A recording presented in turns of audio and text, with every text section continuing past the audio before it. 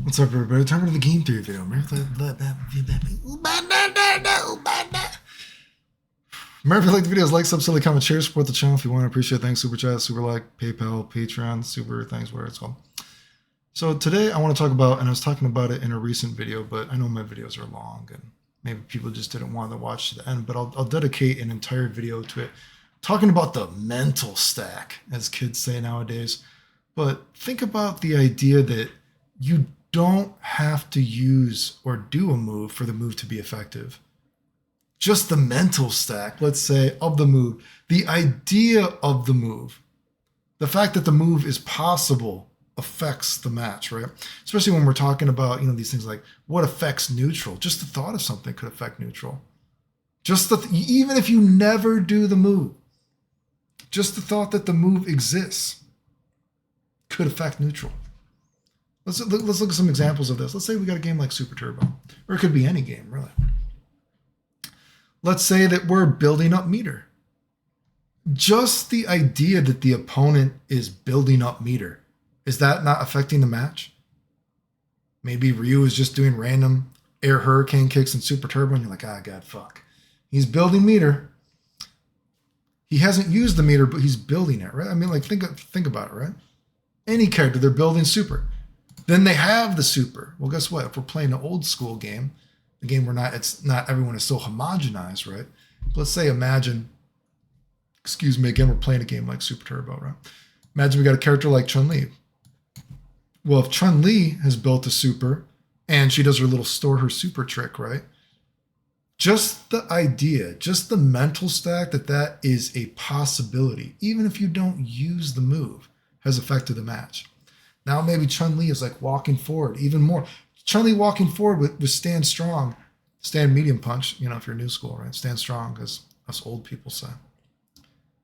You know what I mean? That is even more effective because if she doesn't press medium punch, if she presses kick, well, then she does super. That's a tremendous influence on the match. That's a mental stack right there. Ryu gets a super fireball. Oh, fuck. Well, if you're playing a fireball character especially, you're like, well, fuck. Well, now I know he's going to win the super fireball war, so I got to be a little bit more, I need a little bit more thought here, right? That's a mental stack. Even if they never use it, it's in the back of your head. It is affecting the match. It's affecting neutral, right? But the good thing is, when you think about old school games compared to newer school games, is when you think about something affecting the match, you're still thinking about it in terms of this character specifically. It's not a homogenized mechanic, right? It's not a all-in-one super versatile mechanic, right? So if we go down here, oh yeah, that's my face, right? These are the people that say that custom combos aren't good in Alpha 2, right? Custom combos aren't a win condition. And then they talk about how amazing the game is, and to look at the wiki, where the wiki is like, oh, well, custom combos, they can blow through fireballs, they can be used as anti-air, they can help you get in, they're completely safe, they can do block damage, they can do this, they can do that. And it's like, this move is not effective. This move is not a win condition. This move, even if a move is that versatile, it can be used in all these different fucking situations. How is the move not a win condition? Think about the mental stack. Just the fact that even if you're talking about a fucking game like, think about a game like Alpha 2 compared to a game like Alpha 1. If a character has a level 1, you're not as afraid, right? Because, again, as I showed in that one video, not all level 1s, a lot of level 1s actually have a little bit of a weakness built into them, so you can't just level 1 like a motherfucker. You know what I mean? A lot of level 1s are actually punishable in certain areas where the level 2 would not be, etc., right?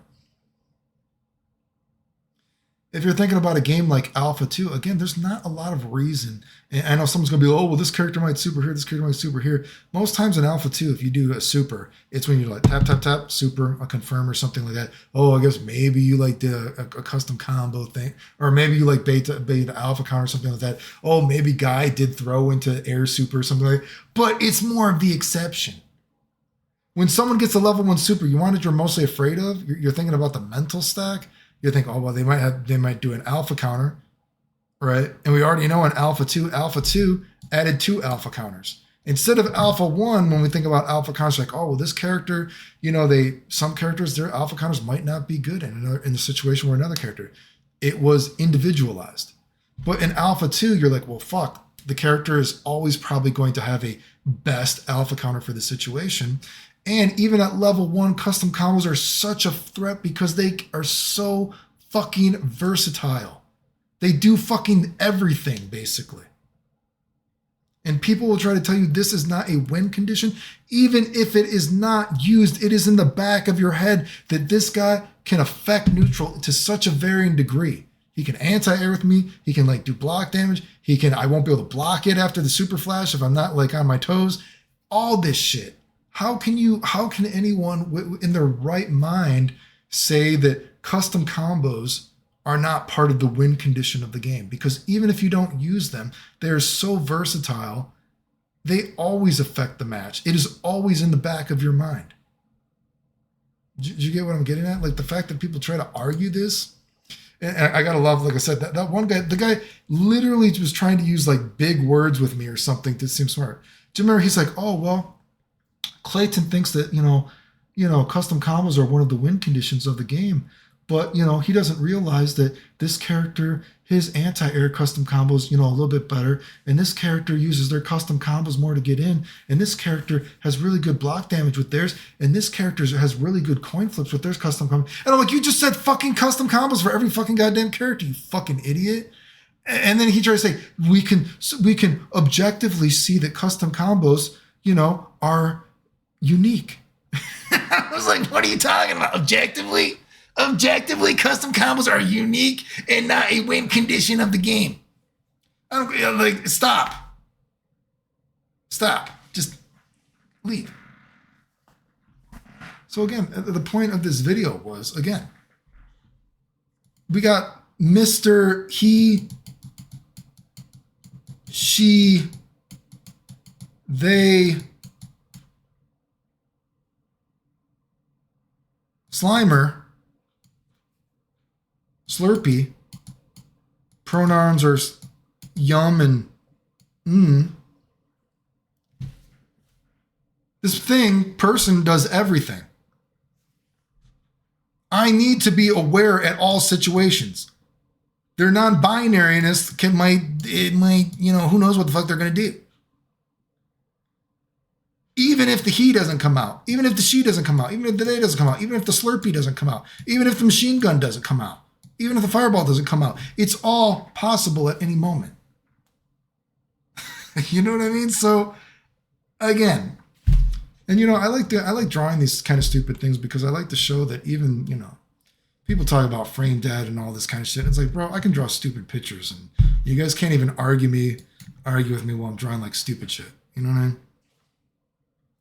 So again, too long didn't read.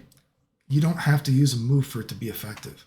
It's already part of the mental stack. You have to respect it. Remember, if you like videos, like, sub, so the comment, share, support the channel if you want. I appreciate it. Thanks. The end.